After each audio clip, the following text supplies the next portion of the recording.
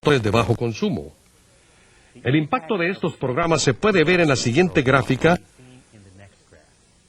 la cual indica cómo California, que ha sido líder de este tipo de proyectos en Estados Unidos, ha reducido significativamente su consumo eléctrico per cápita en comparación con el resto del país. Quisiera concluir con el importante mensaje que el uso de la energía afecta a toda persona y toda organización sobre la Tierra. Todos vivimos en un sistema global que está creciendo más y de manera más interdependiente. La energía es un componente crucial de este sistema.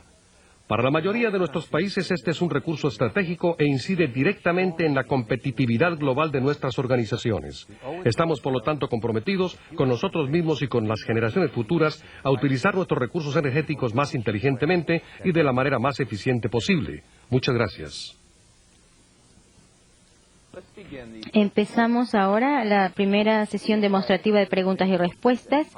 Trataremos de contestar a las preguntas, a tantas preguntas como sea posible, y les pedimos que hagan una pregunta por llamada y que sea lo más breve posible. Pueden ustedes llamar al estudio a los teléfonos que o enviarnos su fax a los números que aparecen en la pantalla. Recuerden que al hacer su llamada deben alejarse del monitor para evitar interferencias y ruidos eléctricos y electrónicos que molestan el sonido. La primera pregunta nos llega de Fenalco, Antioquia, Colombia, que dice: ¿cuál es la forma más adecuada de generar una cultura hacia que apoye la conservación de los recursos naturales? Doctor Swidler, le pido que por favor nos conteste. Muchas gracias, Frank. Esta es una pregunta sumamente importante y profunda porque llega al corazón mismo del tema de la conservación y la eficiencia de la energía y la utilización de los recursos eficazmente. Creo que debemos empezar lo más pronto, muy temprano, en la familia, ya cuando los niños aprenden por el ejemplo a utilizar el agua, la electricidad en el hogar con mucho cuidado, sin desperdiciarla, no dejar los televisores prendidos, etcétera. Esto inculca en ellos el respeto para la energía y los recursos energéticos. Otros recursos serían los incentivos. A medida que los niños van creciendo, esto podría ser, por ejemplo, recompensas, ferias de ciencia, donde el tema es la conservación de la energía. Algo que también podría ser útil es que mucha gente no tiene conciencia de cuánta energía utiliza, simplemente dejan encendida una luz, etcétera. Tal vez sea un proceso de medir continuamente el consumo de la gente. Creo que este es algo que debe empezarse desde temprana edad y que debe agregársele un valor público, ¿no?, al ciudadano en cuanto a la utilización de estos recursos. Ahora tenemos una pregunta que nos llega en vivo y en directo de la Universidad Iberoamericana de Torreón, Coahuila, México. Buenas tardes. La pregunta es: ¿qué posibilidades hay de adecuar las fuentes de energía a los usos? Por ejemplo, la energía solar a uso doméstico y la energía nuclear a uso industrial. Gracias.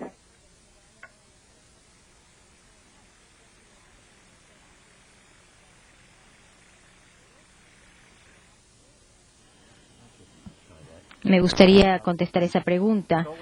La energía solar es por lo general tiene dos formas, la de las celdas solares y luego tenemos la geotérmica, que es la producción de calor.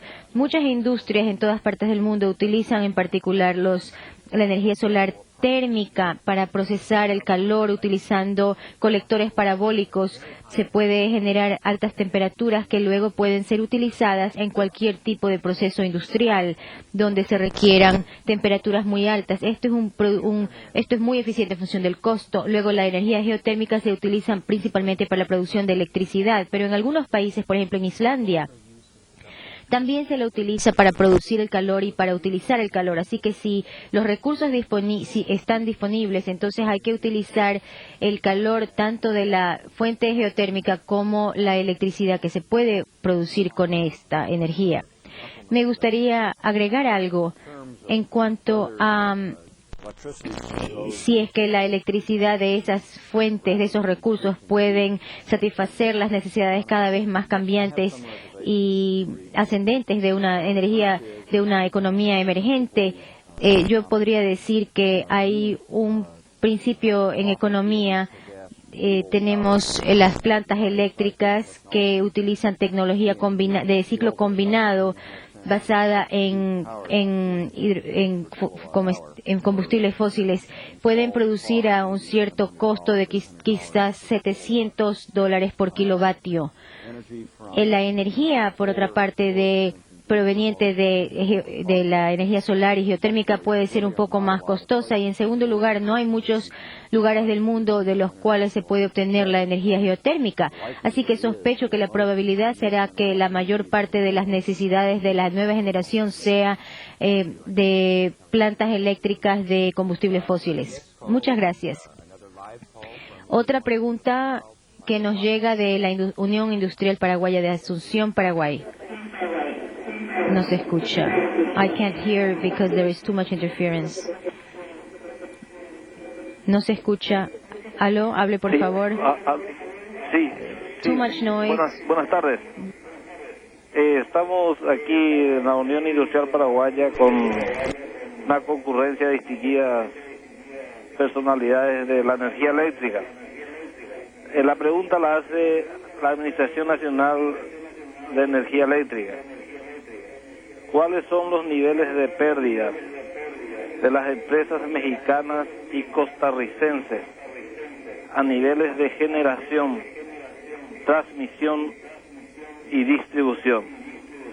¿Y cuáles son los niveles de pérdidas negras en esos países? Gracias.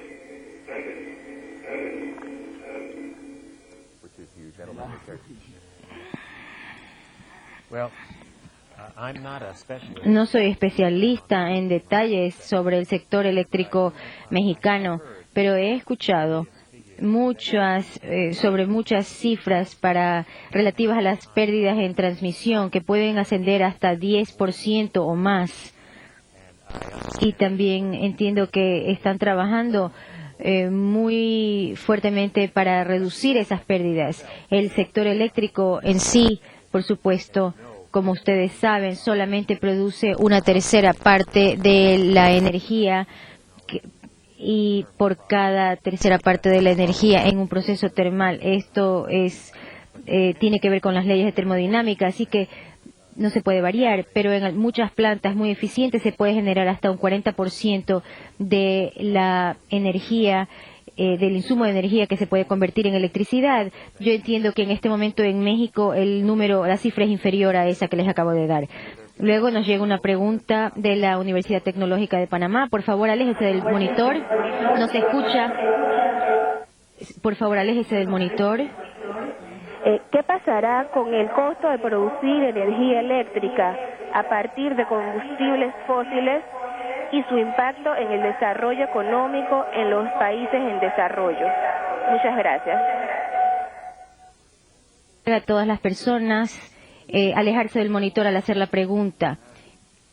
El costo en dólares norteamericanos, dólares de Estados Unidos, en una planta de energía eléctrica de ciclo combinado está entre 3 y 4 centavos de kilovatio por hora. En cuanto al costo el capital por kilovatio, está más o menos en $700-800 por kilovatio, así que si ustedes están construyendo una planta eléctrica de 200 a 250 megavatios, podría costar más o menos 150 a 200 millones de dólares. El capital para construir ese tipo de planta sería financiado en base a quizás 70 o 75% en deuda y un capital pagado de 20 al 25%. Y esa nueva generación en gran parte sería probablemente en base a los combustibles fósiles, como les había dicho antes, y lo ideal sería combinar la tecnología con también la de gas natural. La mayor parte de las que se han construido internacionalmente y también en Estados Unidos es con esa tecnología y a ese costo. Muy bien, tenemos otra llamada del Instituto Tecnológico de Tlalnepantla. Bien, de Tecnológico de Tlalnepantla. La pregunta es, la administración en el ahorro de energía, ¿cuáles son las tendencias o alternativas de energéticos para reducir los costos y contaminantes?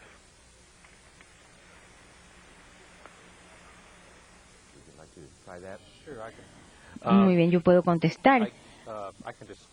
Puedo describir brevemente y resumir los tipos de tecnología disponibles para los usuarios industriales, comerciales y residenciales para que mejoren su eficiencia en lo que se refiere a la energía. Estas tecnologías van a ayudar a la planta a bajar el costo de la energía y mejorar los esfuerzos de modernización y mejorar los procesos. Hay muchísimas tecnologías disponibles comercialmente. Hay tecnologías que varían de impulsores de velocidad variable, flujos de procesos, hasta cadenas eficientes en función de la energía.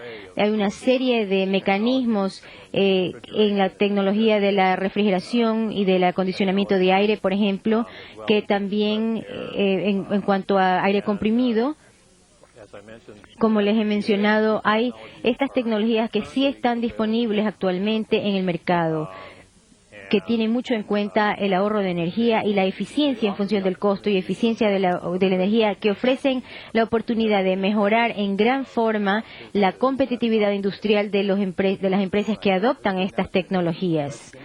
Muy bien, tenemos ahora otra pregunta que nos llega de la Comisión Federal de Electricidad de Irapuato, Guanajuato. Adelante, por favor. Por favor, haga la pregunta lejos del monitor para evitar los ruidos y las interferencias. Muchas gracias. Gracias, el ingeniero Palacios de la PEM.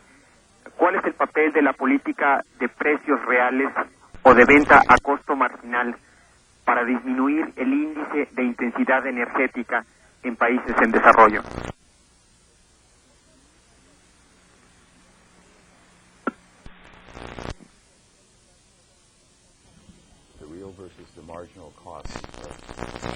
El costo real y el costo marginal del desarrollo. La tendencia en Estados Unidos es ir más bien hacia el costo, hacia la reglamentación de costos marginales de los precios de energía, porque eso nos da una señal mucho más real al usuario, al consumidor, y entonces se ajusta más a los principios económicos. El método tradicional de reglamentación en Estados Unidos se ha basado en los costos implícitos asignados, es decir, el costo de producir el servicio, que son los costos originales, y luego se los prorratea por horas kilovatio que se espera vender, y el resultado será el precio por hora kilovatio o kilovatio hora.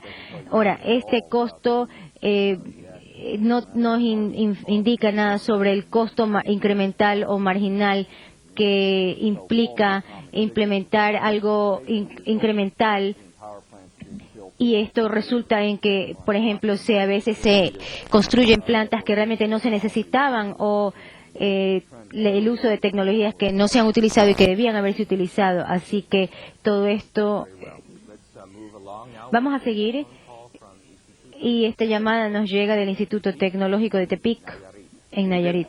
Gracias.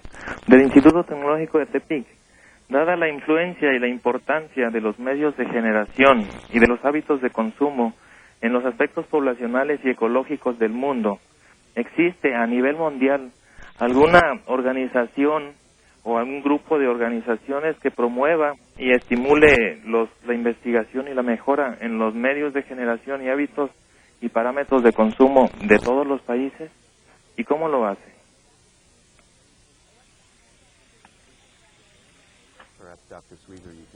Doctor Sweetler, quizás puede usted contestar. No conozco de ninguna agencia global que tenga esa responsabilidad en particular. No hay. Muy bien. Hay ciertas agencias que controlan estos aspectos en este sector. Me he referido a la Agencia Internacional de la energía, pero hay también métodos indirectos que se utilizan.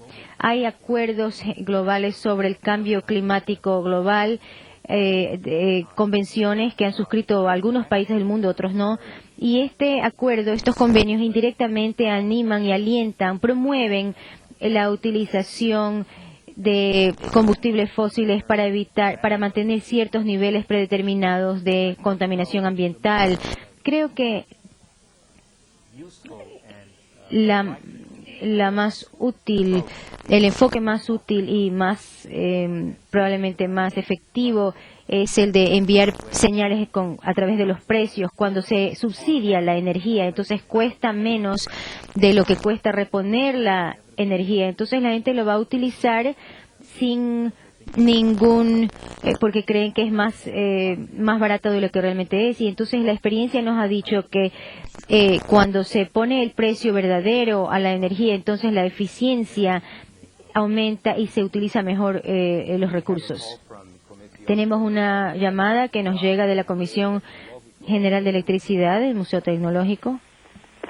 Sí, buenos días. No sé si pudiera precisar la información sobre la eficiencia energética en México de 73 a 1994, ya que en ese periodo se han incorporado muchas industrias que son intensivas en el consumo de energía, como es el caso de la misma petrolera, cementera, química, entre otras. Entonces, la eficiencia energética no es tanto que haya disminuido, sino que se incorporaron industrias que requieren más energía para poder producir, aunque evidentemente existen potenciales importantes de ahorro.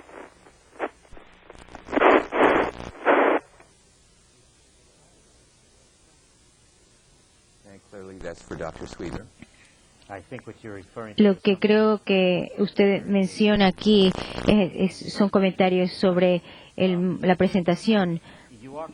Sí, tiene usted razón en que a medida que un país crece, por supuesto, la capacidad industrial también, la base industrial del país también aumenta y entonces se utiliza más energía.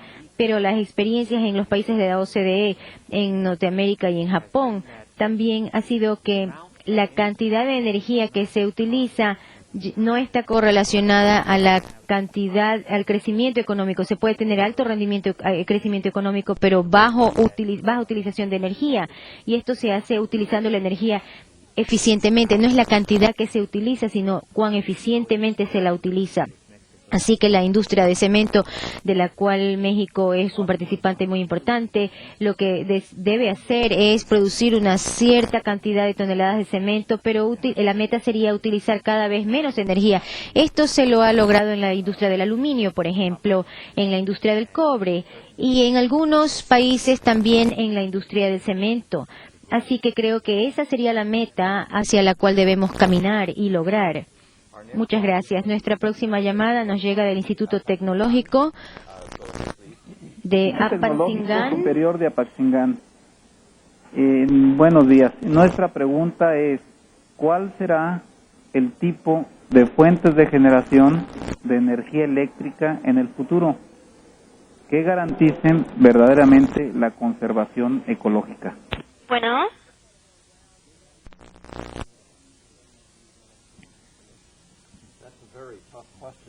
Esta es una pregunta sumamente difícil porque creo que la generación de electricidad está completamente relacionada, asociada inherentemente a la contaminación. Si tenemos un proceso térmico, entonces hay ciertas emisiones en el aire que se generarán. Hay ciertos efectos adversos en el ambiente natural de cierta forma. Hay diversas opiniones acerca de los tipos de procesos que serían los menos dañinos al medio ambiente. Sería la tecnología de ciclo combinado utilizando menos del 10% y de los dióxidos de nitrógeno que se utilizan tal vez que antes se utilizaban hace unos años y ahora deben volverlos a adaptar con dispositivos muy complejos de control de contaminación. Luego también tenemos los recursos renovables que también serán cada vez más ventajosos para el medio ambiente. Tenemos con un desarrollo responsable de la hidroelectricidad y solar, algo que no se hace en Estados Unidos necesariamente. Esos son ejemplos. Luego el sistema también de la estrategia de manejo de la demanda eléctrica también es. Luego tenemos una llamada que nos llega de México, de Tabasco, Macuspana. Sí, gracias. De Cementos a Pasto, el ingeniero Claudio Jurado. ¿Cómo logra Estados Unidos reducir o eficientizar el consumo de la energía como se ha mencionado en comparación con México? Gracias.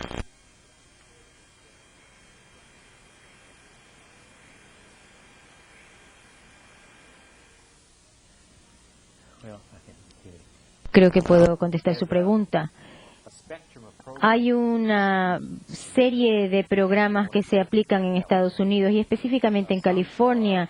Algunos de ellos son reglamentaciones gubernamentales que se vuelven cada vez menos importantes con el tiempo. Inicialmente hubo algunos incentivos fiscales para invertir en ciertos tipos de tecnologías de energía. Había también las técnicas de manejo de la demanda eléctrica que tratará el señor Sandoval dentro de poco. Y lo más importante, pienso que es que el sistema económico y el sistema fiscal y tributario está estructurado de cierta manera que dé las señales a las empresas para que éstas sean eficientes en cuanto a la utilización de energía. Es decir, no promueve a que las empresas deduzcan del fisco los gastos por energía, sino que la señal tributaria sería de alentar y promover la utilización de menor energía para que esto sea lo que genere ganancias y rentabilidad a la empresa en última instancia. Así que en Estados Unidos lo importante ha sido la reestructuración del sistema tributario y fiscal, de la contribución de las empresas en materia de impuestos, y desde el punto de vista del consumidor también, que mientras más se usa energía, antes se decía que costaba menos, pero no, funciona muy bien si uno está vendiendo productos, bienes manufacturados o automóviles, pero si se compra energía, tenemos un sistema ahora más racional, que mientras más energía se utiliza, más caro cuesta la unidad energética. La Universidad Estatal a Distancia en San José, Costa Rica. Muy buenos días. Una felicitación para el doctor por tan bonita conferencia. Tenemos dos preguntas, si nos permiten hacemos ambas. Quisiéramos conocer su opinión sobre el futuro de la tecnología del hidrógeno como fuente alternativa de la energía. Y quisiéramos además saber qué tanto las tarifas eléctricas han tenido algún papel para los logros de conservación de energía, específicamente en los Estados Unidos. Muchas gracias.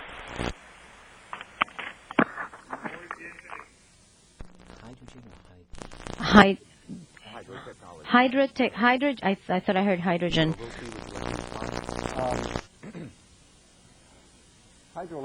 La hidroelectricidad ha jugado un papel muy importante en Estados Unidos. Por ejemplo, en el Consejo de Coordinación del Sistema del Occidente de Estados Unidos, de la parte de la costa del Pacífico, y también en dos provincias del Canadá y la parte con la frontera con México, ha sido la fuente única. El 50% ha sido hidroenergía y poco menos del 50% es la otra, todas las demás fuentes de energía. En Estados Unidos se considera en general que la mayor parte del desarrollo de la hidroenergía ya ha ocurrido, ya se ha dado. Tal vez no debía haber utilizado la palabra bien, pero no se espera que haya un desarrollo mayor de este tipo de energía en Estados Unidos.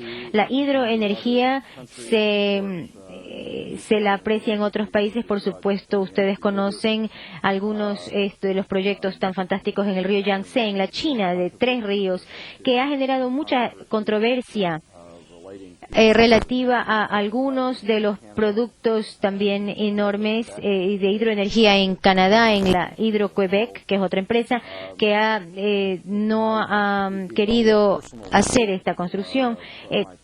Mi opinión personal es que en el futuro el futuro de la satisfacción de esta demanda eléctrica no está en esta área de hidroenergía. Nuestra siguiente pregunta viene de la Unión Industrial Paraguaya de Asunción. Sí, buenas tardes. La pregunta la hace la entidad binacional de Acenetán. ¿Qué perspectivas ven para un futuro próximo de la aplicación práctica de la fusión nuclear y superconductores en el sector eléctrico? Gracias. Dejarse del monitor al hacer la pregunta. Creo que en el futuro la energía nuclear sería, hay futuro en esto, dada la tecnología quizás en las generaciones futuras, probablemente. Sin embargo, sería esto además de las controversias que van junto con los temas de la seguridad de las plantas nucleares.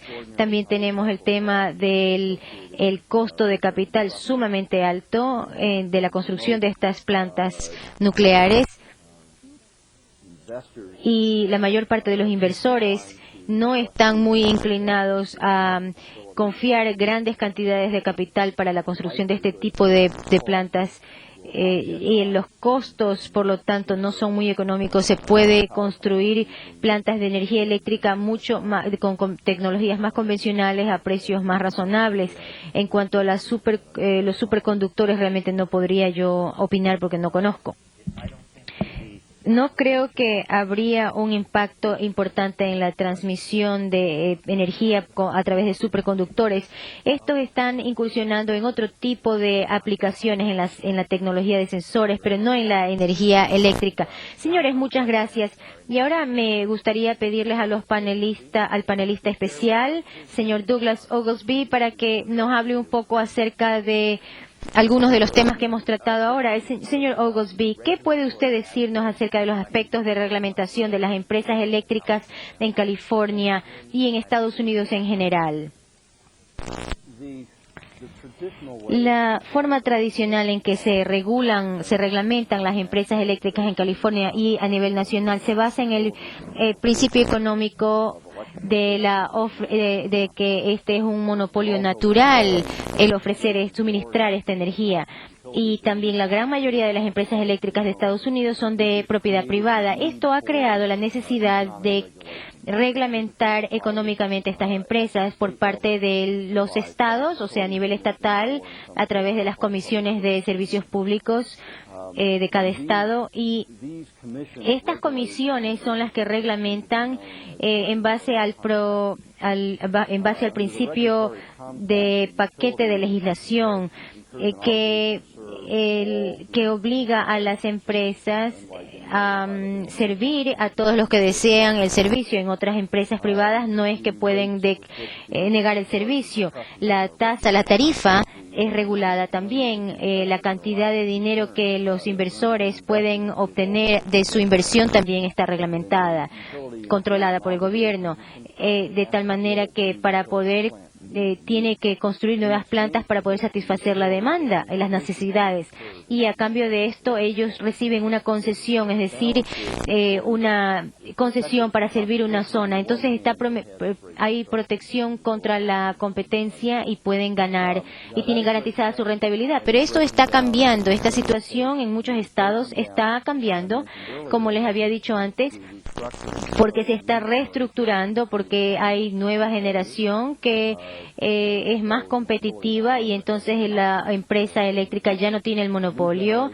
Nuevos tipos de generación, la nueva generación de energía es incluso más barata que la antigua, y entonces un cliente de energía eléctrica puede acceder a una planta de energía por 3 o 4 centavos de hora kilovatio, entonces no quiere comprarlo a un precio de 6 o 7 centavos por hora kilovatio a esta empresa, pero la reglamentación obligaría a a este cliente a tomarlo de esta empresa.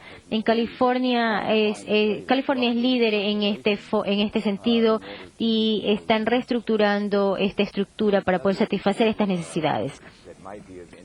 Otro tema que también es interesante tiene que ver con el interés del público frente a la propiedad privada en el caso de una empresa de energía eléctrica.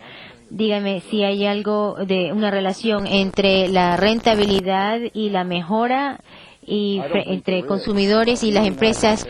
Yo no creo. En Estados Unidos, por muchos años, ha habido gran tensión entre las empresas privadas y las del sector público. Las que sirven a la ciudad de Los Ángeles y Sacramento, por ejemplo, son las en California, son a menudo que son las públicas, no van mano a mano con las privadas como la Pacific Gas and Electric Company y otras del sector privado. Pero la tensión que existe entre las privadas y las públicas creo que se deben por razones históricas en Estados Unidos, básicamente por beneficios que la una cree que obtiene la otra. Y entonces consideran que no hay competencia leal y justa. Y yo creo que en otros países, en cambio, no sería este el caso. En particular, cuando se empieza con una empresa eléctrica estatal que ofrece todos los servicios en el país. Y si es que el país está pensando en atraer a inversionistas para